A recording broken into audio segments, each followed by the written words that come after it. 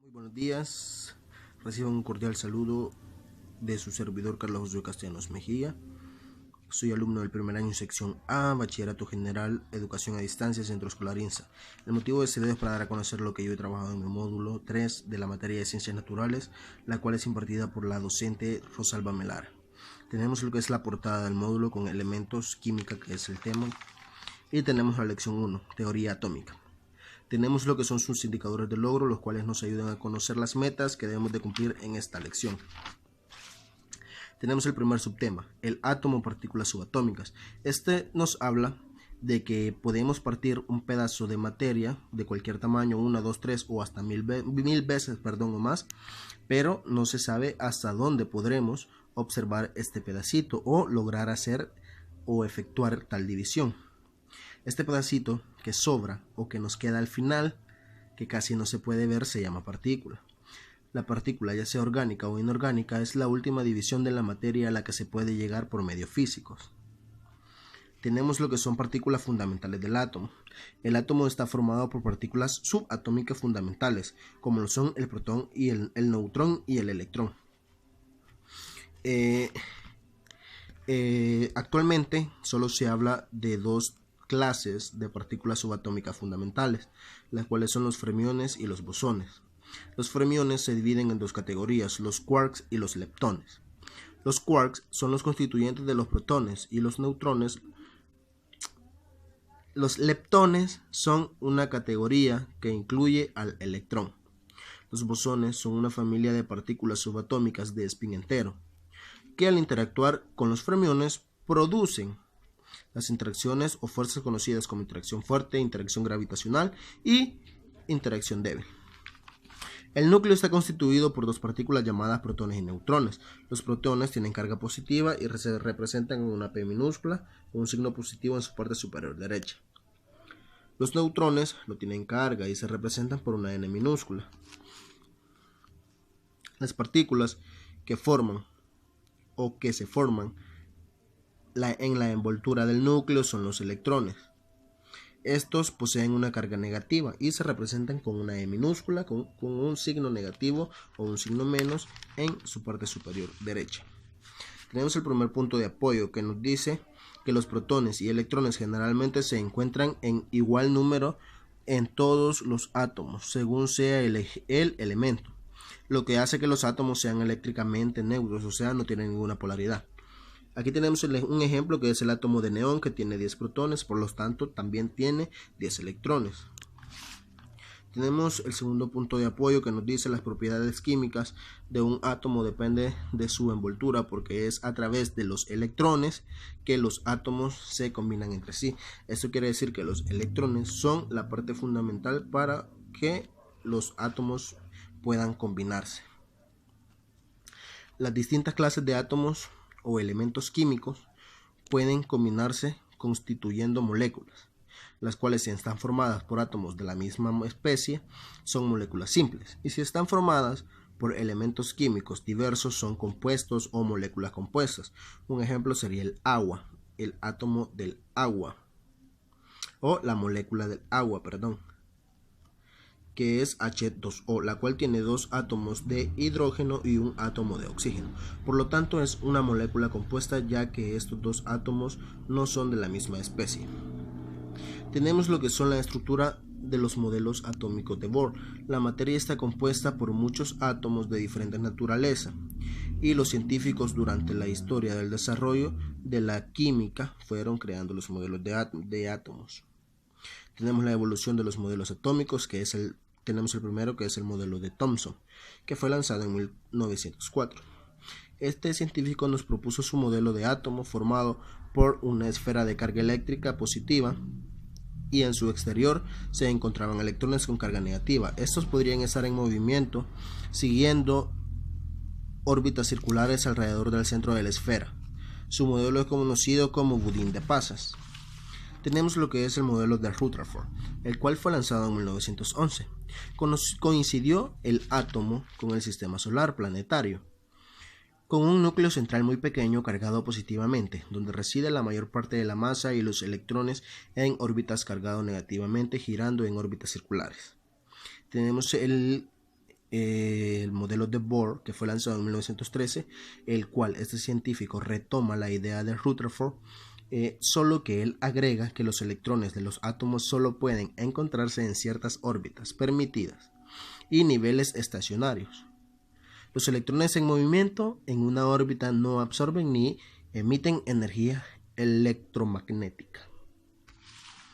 Tenemos también lo que es masa atómica. Unidad de masa atómica, UMA, átomo, gramo y mol.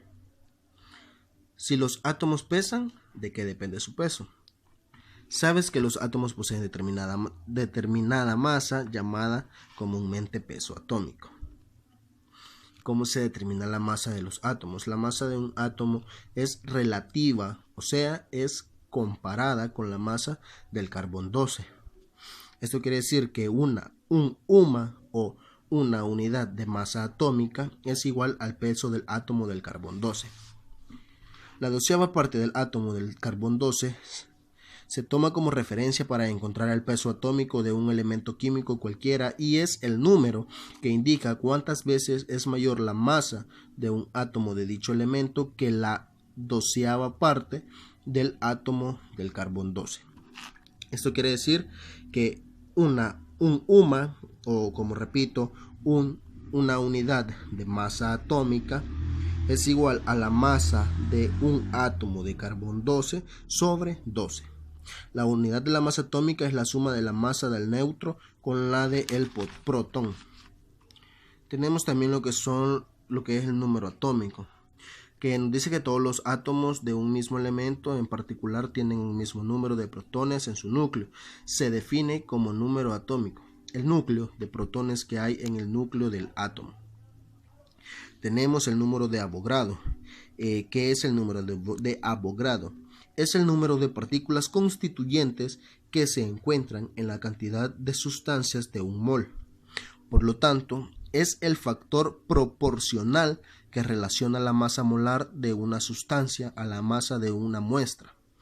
Esta información no está en el módulo, así que yo tuve que buscarla en Google para poder saber lo que es un Avogadro o lo que es el número de Avogadro. Aquí está la autocomprobación de esta lección y vamos con la lección 2. Tenemos la lección 2, la cual es tabla periódica moderna. Igual tenemos sus indicadores de logro, los cuales nos ayudan a conocer las metas que vamos a cumplir en esta lección. Tenemos el primer subtema que son organización de la tabla periódica moderna, la cual nos dice que la tabla periódica tiene una estructura que consta de filas denominadas periodos y columnas denominadas grupos. Los periodos son 7 filas de elementos que se corresponden con los niveles de energía, es decir, con el número cuántico principal. Están numerados del 1 al 17 como para nivel de energía el número de electrones está limitado. Así cada periodo tiene un número limitado de elementos. Así por ejemplo en el primer nivel solo existe un subnivel y en este solo hay un orbital. Por lo tanto el primer nivel solo tiene 2 electrones, entonces es el primer periodo, solo hay 2 elementos, hidrógeno y helio. Un grupo reúne a los elementos cuyos átomos tienen el número de electrones de valencia igual, lo que hace que sus propiedades sean semejantes. Aquí tenemos, traté de hacer lo que es una tabla periódica. Me quedó súper pequeña, pero bueno. Aquí en el grupo 6 se une con lo que es el grupo de lantánidos, que es esta línea que está acá en parte azulita. Y el grupo 7 o el periodo, no quiero ver. Sí, el grupo 7, perdón. Grupo 7 se une con el grupo de los actínidos. Tenemos lo que es las configuraciones electrónicas, que bueno, nos habla que en la tabla periódica se han ordenado los elementos por bloques de acuerdo a la configuración electrónica de cada uno. Así tenemos que los elementos de las dos primeras columnas de la izquierda son el bloque S. Los dos de las últimas 6 columnas al lado derecho constituyen el grupo P.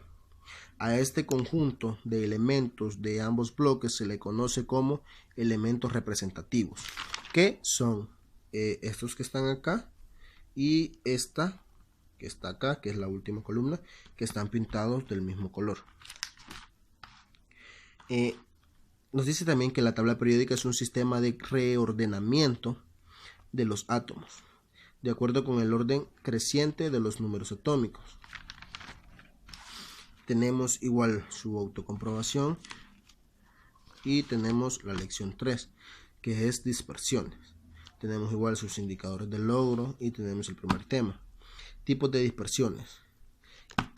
Para empezar con esto tenemos que saber qué son las dispersiones. Y nos dice que en la naturaleza existen dos tipos de sustancias, las puras y las mezclas. Las sustancias puras son especies de materiales que no pueden ser fraccionadas por los métodos físicos comunes y poseen una composición química definida y constante. Las sustancias puras comprenden a su vez a los elementos y a los compuestos. ¿Qué son las mezclas? La mezcla son sustancias que no poseen composición química definida, es decir, que están formadas por dos o más compuestos que conservan sus propiedades características, mientras las propiedades del sistema son variables y dependen de la relación de las cantidades en las que se encuentra cada uno de los componentes. Tenemos las unidades de concentración de las soluciones. Tenemos lo que es expresión en unidades físicas, que tenemos que la expresión en unidades físicas es el porcentaje de masa por masa. Indica la cantidad en gramos de soluto contenidos por cada 100 gramos de una solución. La expresión matemática es el porcentaje de la masa por la masa de soluto sobre la masa de solución por 100. Tenemos las unidades químicas y concentraciones, que es otro de los subtemas. Y de igual manera tenemos la autocomprobación y tenemos lo que es la lección 4, que es compuestos químicos. Tenemos lo que son los indicadores de logro y el enlace químico electrones de valencia. En la lección 2 estudiamos la tabla periódica y las características de los grupos de elementos, pero en especial debemos recordar que los electrones de último nivel de energía son los más débiles, unidos al núcleo y constituyen los electrones de valencia. Pero, ¿qué es un enlace químico? Un enlace químico es la fuerza que mantiene unido a los átomos que están formando una molécula y se produce cuando unos átomos ceden, aceptan o comparten electrones. Esto quiere decir que un enlace químico se da cuando un átomo recibe, da o comparte electrones, o sea, su carga negativa. Tenemos lo que son tipos de enlace químico. Hay diferentes tipos de enlace. Tenemos el enlace iónico, el covalente y el metálico. El enlace covalente puede ser polar y no polar. Enlace iónico. Los compuestos iónicos resultan normalmente de la relación de un metal de bajo potencial de ionización con no metal. Los electrones se transfieren del metal al no metal, dando lugar a cationes y aniones. Respectivamente, estos se mantienen unidos por fuerzas electrostáticas fuertes llamadas enlaces iónicos. Tenemos compuestos inorgánicos. Generalidades. Los compuestos de la naturaleza se han dividido en dos grupos muy importantes, los compuestos inorgánicos y los orgánicos. La clave para la clasificación de la presencia